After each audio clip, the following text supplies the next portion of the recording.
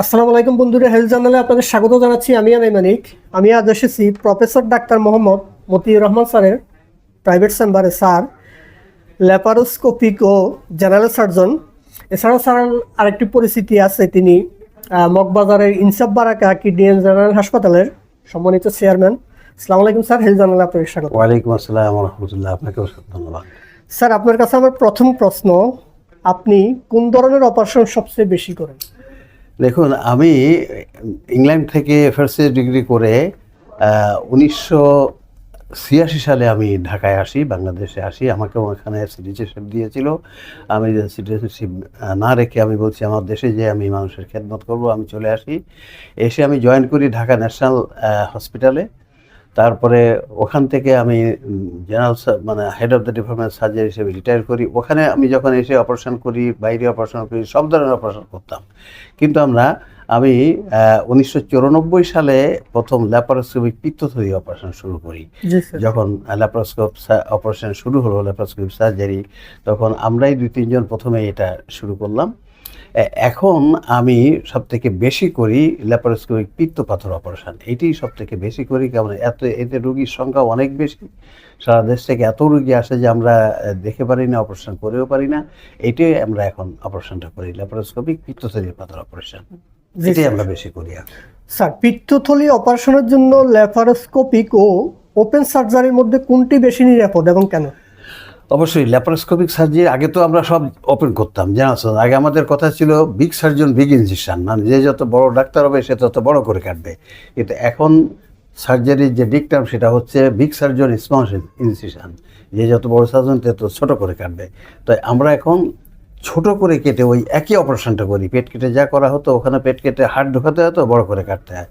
কিন্তু এখন আমরা ছোট্ট করে কেটে ওই একই পিত্তপাথরের অপারেশন, যেটা পিত্তপাথরের অপারেশন হচ্ছে পিত্তথলিটাকে কেটে বের করে নিয়ে আসতে হয়।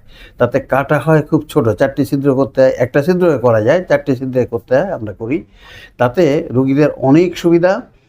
রোগীরা যেদিন আসে পরের দিন তারা বাসায় চলে যায়, বাসায় যেয়ে কাজকর্ম করতে পারে। এবং রোগীরা আমাকে পরের দিন যখন আমি রাউন্ড দিতে আসি, রোগীরা বলে, স্যার কখন অপারেশন হলো আমরা বুঝতে পারলাম না। তাই ল্যাপারোস্কোপিক সার্জারি সুবিধা হচ্ছে এই মানুষের কষ্ট কম হয় এবং মানুষের খুব তাড়াতাড়ি ফিরে যেতে পারে, তাদের কাজে ফিরে যেতে পারে। আর কমপ্লিকেশান, ল্যাপারোস্কোপিক সার্জারিতে প্রথম দিকে যারা অপারেশন করে শুরু করলে, কারণ ওটা আমরা তো পেটে সরাসরি দেখি না, আমরা টেলিভিশনে দেখে কাজটা করি। হয়তো প্রথম দিকে একটু যারা করে, আমরাও যখন করেছি প্রথম দিকে একটু কষ্ট হয়েছে, কিন্তু পরবর্তীতে একবার এক্সপিরিয়েন্স হয়ে গেলে ল্যাপারোস্কোপিক সার্জারিতে যারা এক্সপিরিয়েন্স সার্জন তাদের হাতে এর কমপ্লিকেশান অনেক কম।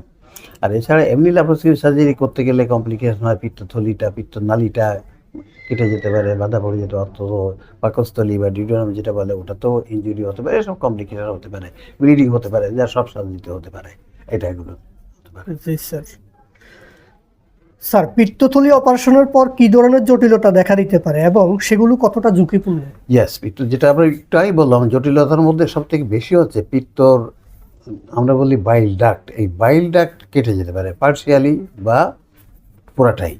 এইটাই হচ্ছে সবথেকে বেশি কমন হয়।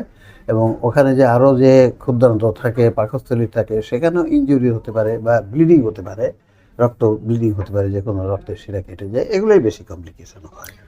স্যার, অপারেশনের পর খাবার দাবার, স্বাভাবিক জীবনযাপন ও কাজে ফেরার ক্ষেত্রে কি কি সতর্কতা মেনে চলা উচিত?